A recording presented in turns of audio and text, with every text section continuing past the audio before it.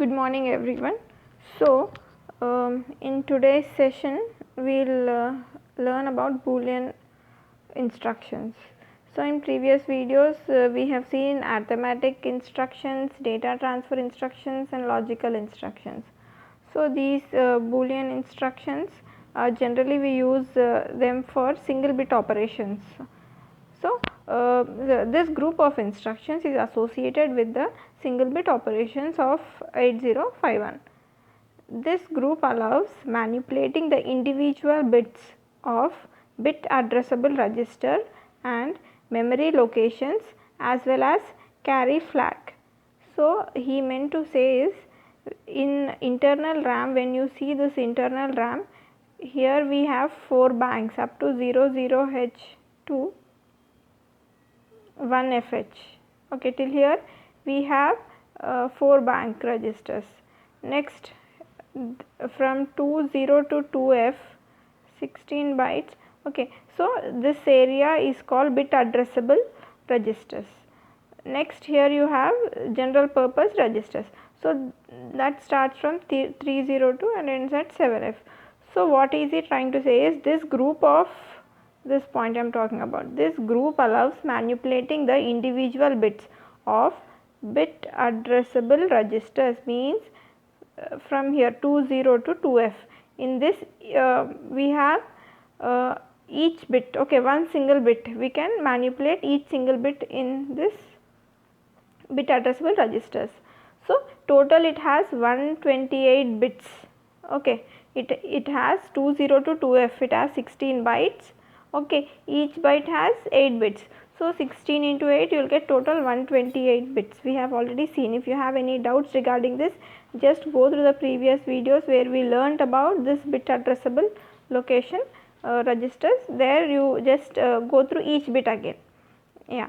So by using this single bit operations, this Boolean operations, we can manipulate this 128 bits individually. Okay, that is nothing but individual bits of bit addressable registers and memory locations as well as carry flag. So in PSW register you have all these flags. So in that a user can manipulate only carry flag. Okay, these flags are we can't manipulate them directly. Okay, this can be manipulated by using some operations, some conditions. Okay, like auxiliary carry, this AC auxiliary carry will be equal to set only when there is a carry from lower nibble to higher nibble. In such conditions this all will be set, but carry flag can be set by a user or else reset by a user. Okay, this carry we can manipulate. So these are the registers what we can manipulate using these instructions. Now we have this group includes set is one instruction, clear and complement, move, and you have conditional jumps. Okay, conditional jumps like you have jump if bit, jump if no bit, B means bit. So each bit, that bit can be carry flag or either any one bit from this 128 bits of registers. Then it can also be some memory location with the sizes of only one bit. So there we can use these conditional jumps and all these instructions. So these are few examples. See, for this clear, this is one instruction, CLR. Okay, so to clear a bit or a carry flag, if you want to clear a bit, okay, CLR, and if you want to clear a bit, for this examples you can write is CLR. See, here they have taken P1.1. That means in port 1, D1 bit your data bit 1 you are trying to clear. If you write CLR ACC2 accumulator, D second bit you are trying to clear, that means you are making it 0 irrespective of whatever it was before. So if even though if it P1.1 has 0 or 1 before, it does not matter, it will always clear when you write this instruction. So if they ask a bit, I mean if you wanted to clear a bit, you can write this. If you wanted to clear carry, then CLR C. C means carry. Whenever you wanted to clear a carry, you should always use this C. And this all are of P1.1 is also 1 bit size. C carry is also 1 bit size. Accumulator 2 is also of 1 bit size. Okay.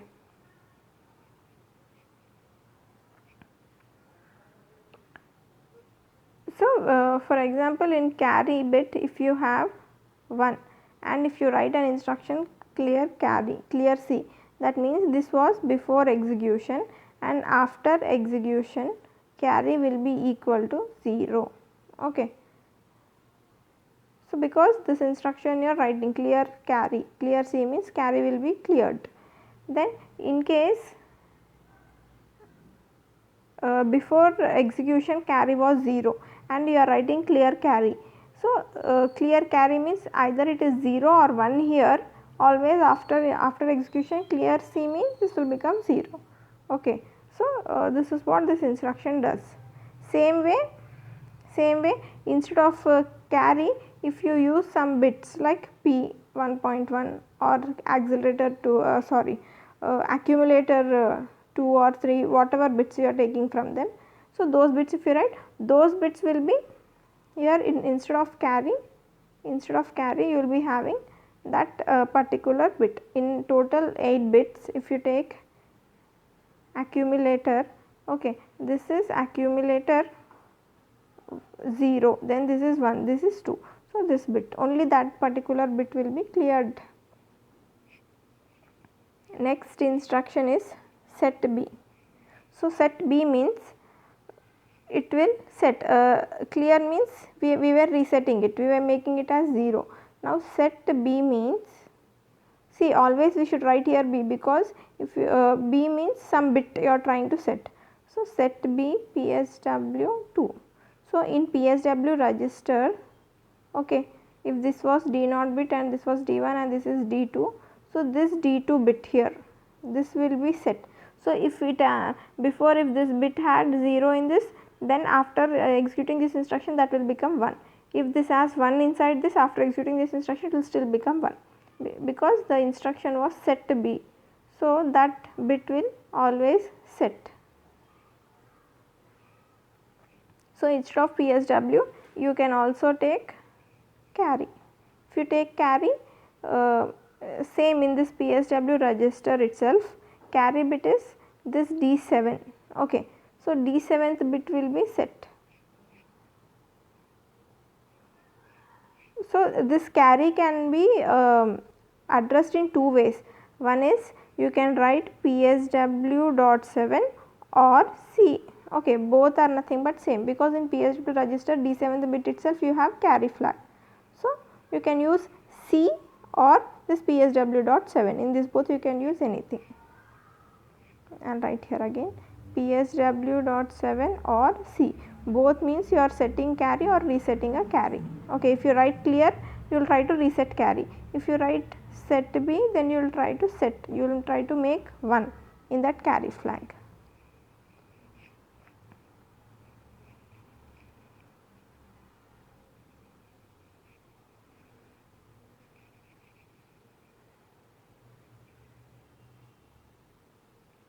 Next you have is complement. Okay, so in this complement CPL, and here you are trying to complement 06H. See, whenever I say this 06H, this 06H will be, because I am talking about Boolean operations which operates on only single bit. So, 06 is not some 8-bit register. Okay, this is not, the size of 06 is not some 8-bit register. Okay, this is not there, where always it will be addressed at single bit instruction single bit register. So, single bit addressable register you have the locations from 20 to 2FH. So, in 20 you again have 8 bits, right. So, in 8 bits 00 you have 01, 02, in that way you will end with 07. So, 06 in between here, this single bit can be complemented. The size of the 06 is only 1 bit. Is that fine? See, here he even mentioned. See, he mentioned that complement bit 06 of bit addressable memory. Always this Boolean instructions are operated on this bit addressable memory. Whenever you have such addresses for this, then you will always operate them on bit addressable memory. So, in bit addressable memory you have 20 to 2FH. So, in this you have 128 bits. So, from this 128 bits 06 is 1 bit. Okay, generally these 128 bits are start from 00H. Okay, 00H to it ends at 127 bit. So, this 06 is not a 1 byte, it is 1 bit. It is from bit addressable memory.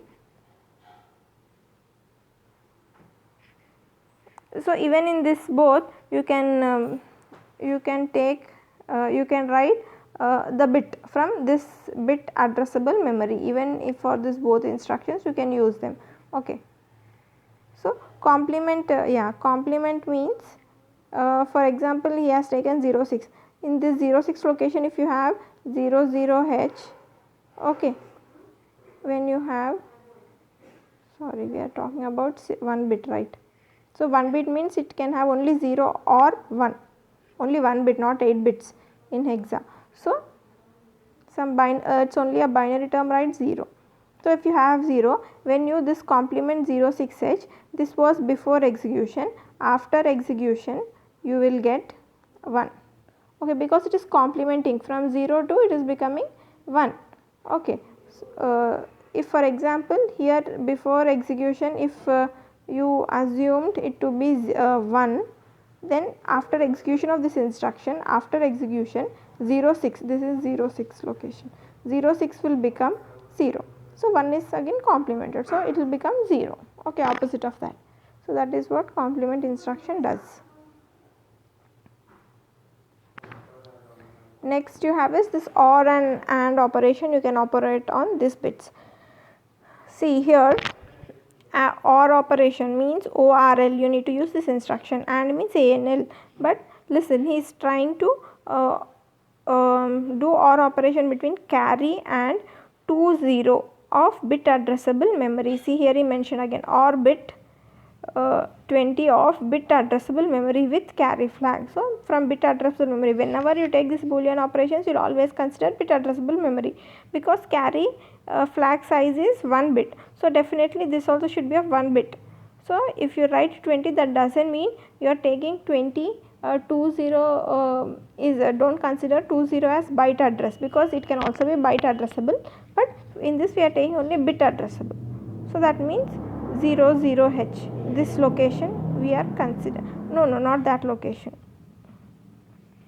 because whenever you take 20 to 2F, in 20 you will have 00, 00, 01, 02 up to 07, then 08 and so on up to, in that way you keep on having all the bits. From there somewhere you will just take 20H. Just go through that table, in the previous videos we have seen the bit addressable memory. Okay, so 20th bit, where it is exactly, we have also solved few examples like the D0 bit or D1 bit, which data bit at which address. By selecting that we can know this bit where it is exactly. So, in this ORL, for example, assume carry was equal to 1, okay, and in 20th bit, in this 20th bit I had 0, okay, this was before execution, and after execution of this instruction, okay, what is instruction? ORL, this carry and 20. So, ORL means 1 or 0, you will get 1, is that fine? That means after execution of this instruction, after execution, okay, carry will be having 1. For example, before execution, if you had here 0 and here 1, okay, that means here, now we will just see ORL of carry and 20H. So, carry is equal to 0 and this 20H this 20 location has 1. So, 0 or 1, when you OR both of them, okay, when you OR them, then you will get 1. That means carry will be equal to 1. So, before execution carry was 0, after execution carry was 1.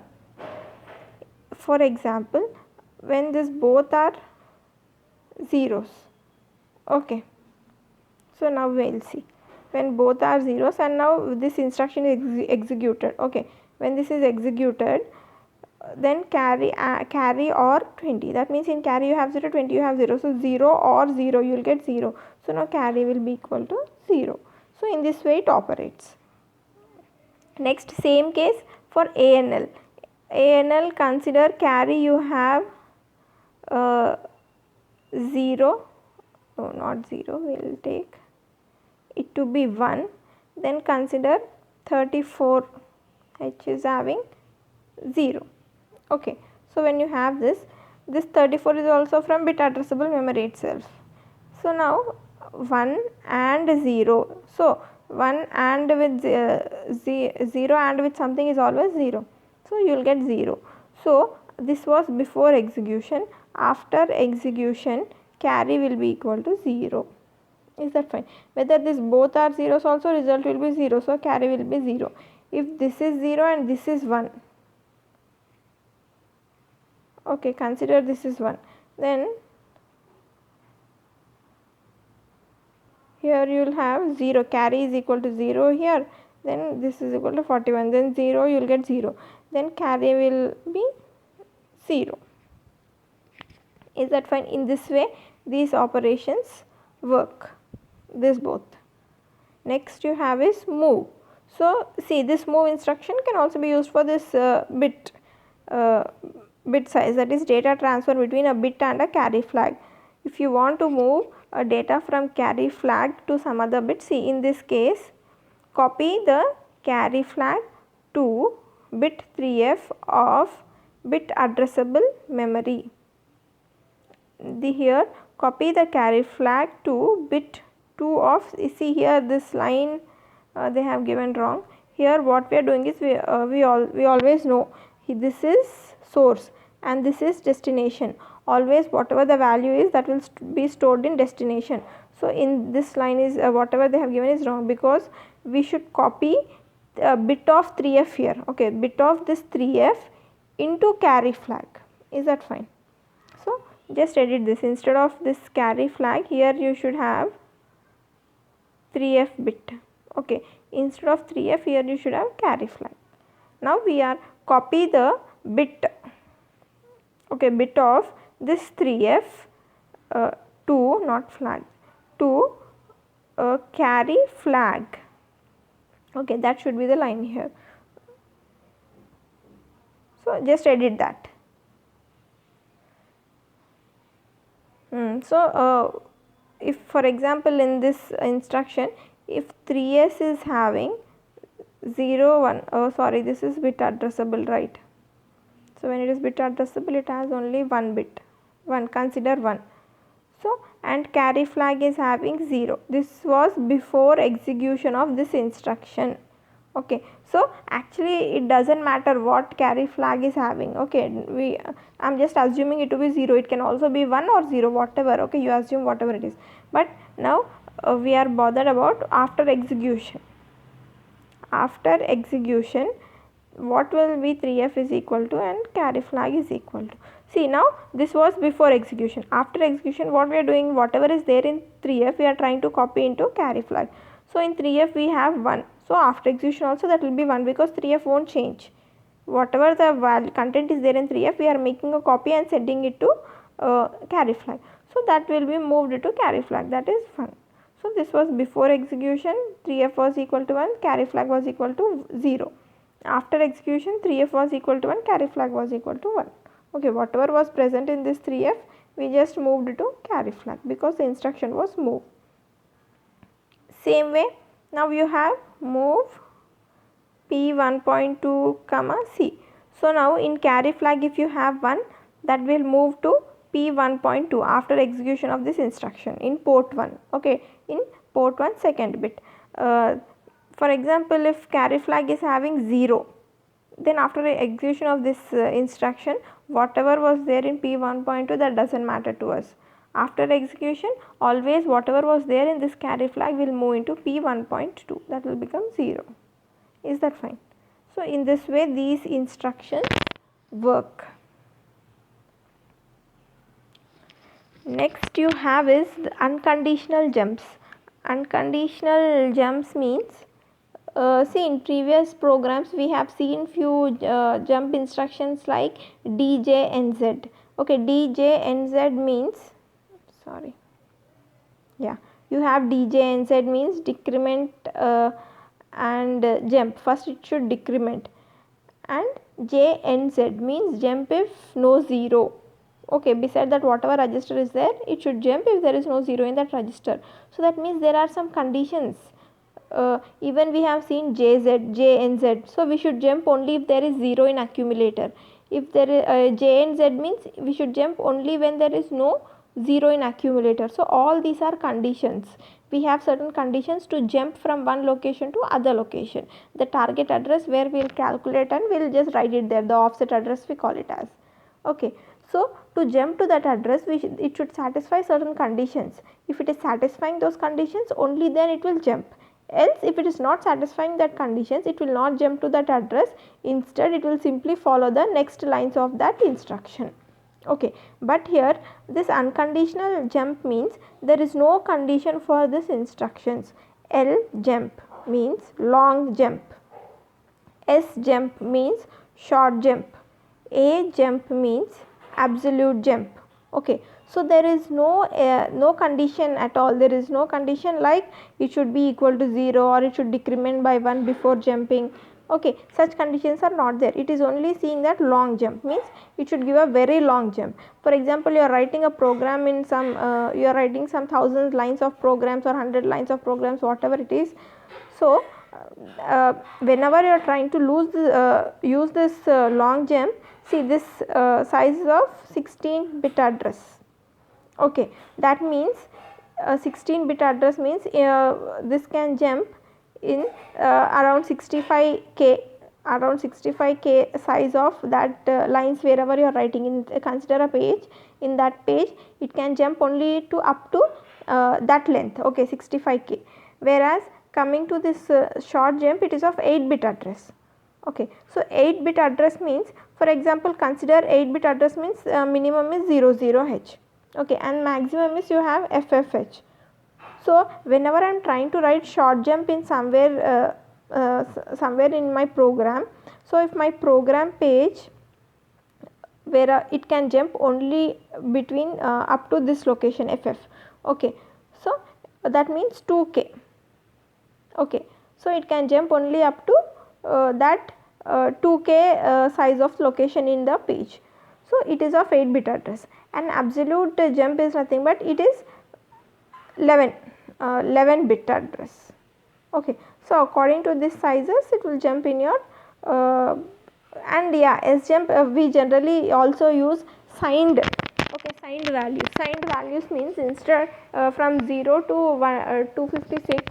Okay, it will have signed values means it will go 120, I mean half negative and positive. Okay, we will see further clearly. See now function. What is a function? Transfer control unconditionally to a new address. So after, see here I am writing ljump and I am writing some address. These are nothing but that address where it can jump. Okay, so here I can write 16-bit address, 8-bit address, 11-bit address. So there it will jump. If you give more than where it can jump, I mean you can't jump more than 65. For long jump you can't jump more than 65 k, whereas for S jump you can't jump more than 2k size. Whereas for L jump same, for 16-bit just calculate 2 power, then for 8 same way for this 11 bits. Okay, next you have is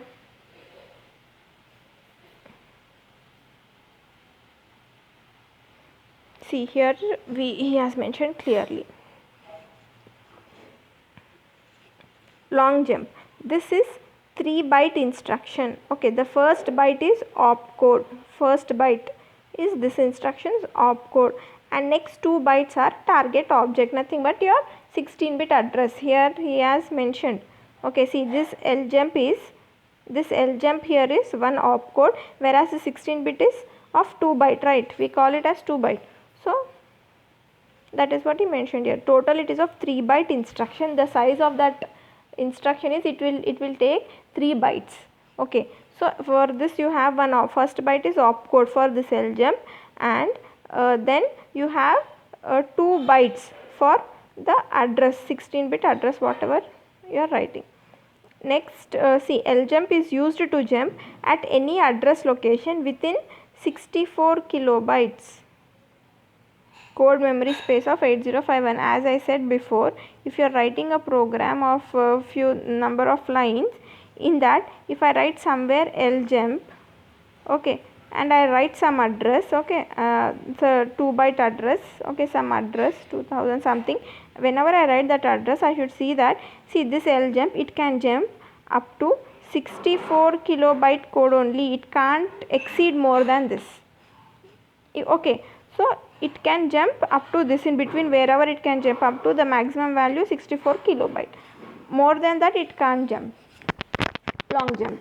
Okay, whereas sjump, it can jump only up to 2 kilobyte, more than 2 kilobyte you can't jump for this short jump.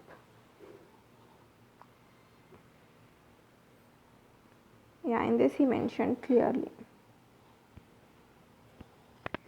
See, for this short jump what I am trying to do is, this is the 2-byte instruction, first one is opcode, second one is 8-bit address whatever you give. Okay, see, the first byte is opcode and the second byte is a signed number, okay, which is added with the PC of the instruction following the short jump to get the target address.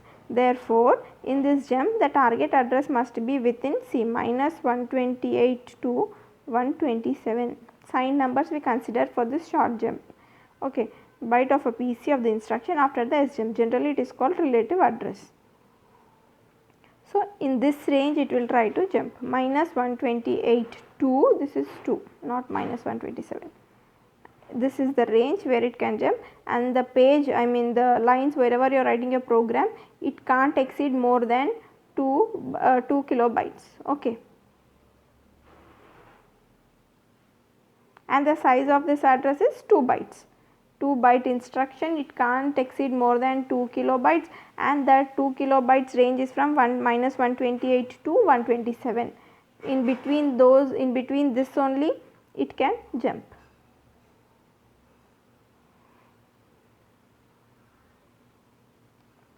See, absolute jump. Absolute jump, even this is like it transfers the program execution to the target address unconditionally. The target address of this instruction must be within 2 kilobytes memory. Okay, same as that, and it has 11 bytes, 11 bits. And you have, see, this is one indirect jump, you have only this instruction jump. So for this, see, always you use this in indexed addressing mode, what you use, okay, you just use this. So it will calculate whatever the address, whatever the address value locating at DPTR, it will add that plus accumulator, whatever it is present in accumulator, it will add both, and whatever that address value you are getting at the rate of that means, okay, whatever the content it is having there, it will try to jump. You should calculate this, and for example you get some 2000 location, inside that 2000 whatever the content is there, it will try to jump there. Okay, there you use this instruction. Next you have is this 8051 provides 2 forms of call and call instruction. Generally, see, this call instructions you have a call and l call. A call is absolute call, l call is long call. These you generally use in subroutines. Okay, so we use them in, see, here you have subroutine. We will see what is subroutine and all. First let us see what are these instructions. So it has 2 forms of call instruction. Okay, so whenever you write certain program, okay, in this program, for example, these 3 lines are been repeating always, here again, here those same 3 lines are there, again here those same 3 lines are there, okay, here same lines are there, same repeating code is there in the program. So what we do is, this is the main program, in main program those lines are repeating always, okay. same code. So that means instead of writing again and again the same lines, what we can do is I can write this 3 lines here separate, and I can give some name for this is called subroutine, a sub program, okay, and I can give some name for that. For example, I can give some name called xyz, okay, this is the name of my this subroutine. And now in this main program, when this is there, I can easily remove these 3 lines here and then here, okay. When I remove, and what I can do is here I can call them using a call instruction using a call or l call. So if it is in 2k, I mean 2k size of page, I can use a call. If it is of a 16-bit address, okay, that means around 64k, then I can use l call. So if I use a call and if I write xyz, instead of those 3 lines I will write only this one line, and this 3 lines I will just shift up, okay, and I am just erasing this, I just shifted them up, okay. Next, again here I need the l call xyz, okay. So here also instead of those 3 lines I am writing, I have written only once, and I will try to write this 3 lines. Here I have 3 lines, right? This 3 lines again I will write them here, then again I will call this a call, okay, a call xyz I will write here, okay, no place, but I will write, okay. So I am calling it only one line. So in this main program, now the length of the program has been reduced, okay. Instead here 2 lines were reduced, I mean before it had 3 lines. So in this 3 lines code I am writing only one line. So the thing is, what I am trying to say is, whenever I am repeating the same lines in a program, I will write that as a sub program and name it, that subroutine I will name it, okay.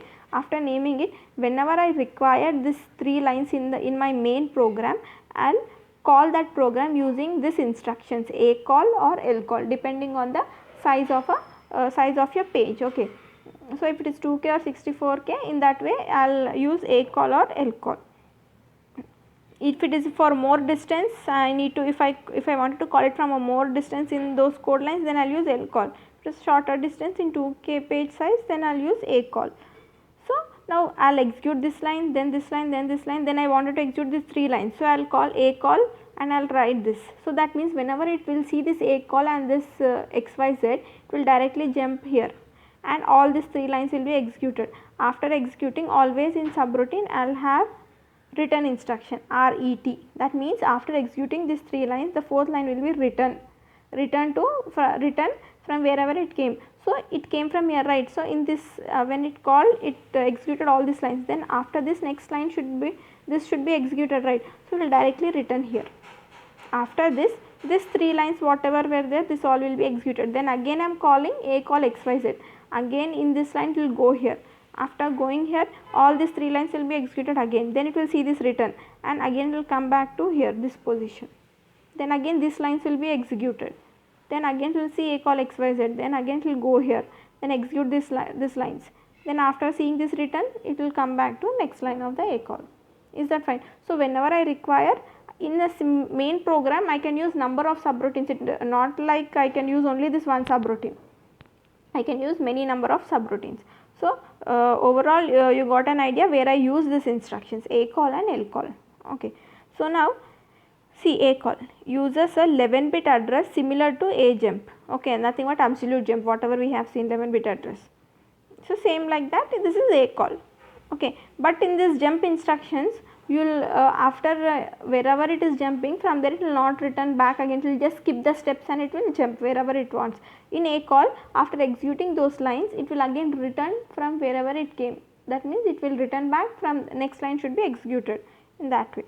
Next, the subroutine must be within the same page to this 2k, okay, the size is of 2k. If it is exceeding more than that, it can't jump. Same way, this long call uses 16-bit address similar to ljump, and subroutine can be anywhere because the length is more, okay. So in that place we can easily use both forms, push the 16-bit address to the next instruction on the stack and update the stack pointer. So generally whenever this subroutine, whenever we use this call instructions, push instruction will be executed. You already know what will a push instruction do. Okay, this will be executed. Then in this subroutine, generally whenever you talk about subroutine, you will have a call instructions and return instructions. Okay, so whenever return instruction is executed, pop will be executed, pop instruction will be executed for return. For call instruction, push will be executed. So this we will see briefly whenever we study about the subroutines. Okay, when we go through about subroutines, we will see them. So this instruction, you got to know now how we use this instruction. See, next here he has mentioned, it provides two form of return instructions. Return from subroutine. See, whenever I try to return from subroutine, I said I will use return in the end line after execution of that sub program, small program. But whenever there is an interrupt, there are also interrupts. Okay, so whenever interrupt occurs, then in the end line of interrupt I will have return I means interrupt. If I am returning from subroutine, I will have an instruction called just return. Okay, return means it will return from subroutine. Whenever I have RET and I, that means I will return, this means return from interrupt. Okay, to differentiate this return instructions from subroutine and interrupt, these are the both instructions, RET and RETI. So see, whenever the return there is a return instruction, see, pop the return address from the stack and count execution there. So we will see how this instructions are executed actually, where they are stored. Okay, how this stack pointer works in this branching instructions we will see. Now same for this return from interrupt, that you remember, that is enough.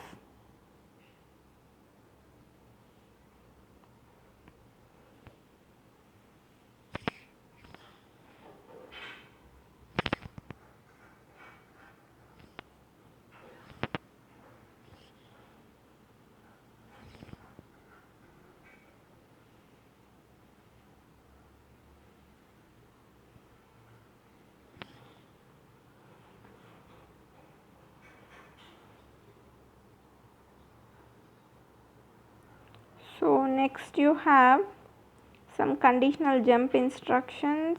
Okay, we will see them. We also have a small example program on this. So we will see this in our next session. Okay, next video. So in this video we have seen what are these Boolean operations. Okay, how are these instructions, where they are being associated with, generally where we use for single bit operations. Single bit operations means we can use it in bit addressable register, that means in internal RAM location 20H to 2FH, where you have bit addressable registers. There we can use to manipulate each bit individually, and you have memory locations, different memory locations. Okay, like consider SFRs, you have many SFRs, you have 4 ports, you have SCON, okay, you have TCON, these all. So for that also you can individually manipulate each bit, because those registers are bit addressable as well as byte addressable both. So bit addressable means you can manipulate each bit individually by accessing it. Next, in PSW register you can access even PSW register individually, but directly we can't access the other bits, only carry flag can be accessed directly. So for this you have this set of instructions, set, clear and complement, move. Okay, and conditional jumps, we will see conditional jumps later. We have seen today unconditional jumps.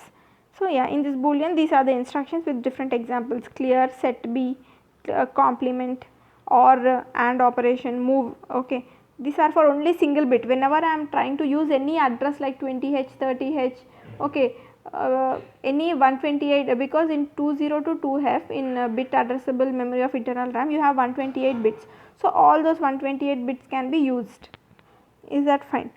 So whatever bits you use for this, always remember whenever you are using this, if you have CC means it is of 1 bit size. So that means the next bit beside that also should be of 1 bit size, else that will cause you an error. Next we have seen this unconditional jumps. You have L jump, that means long jump, S jump and A jump.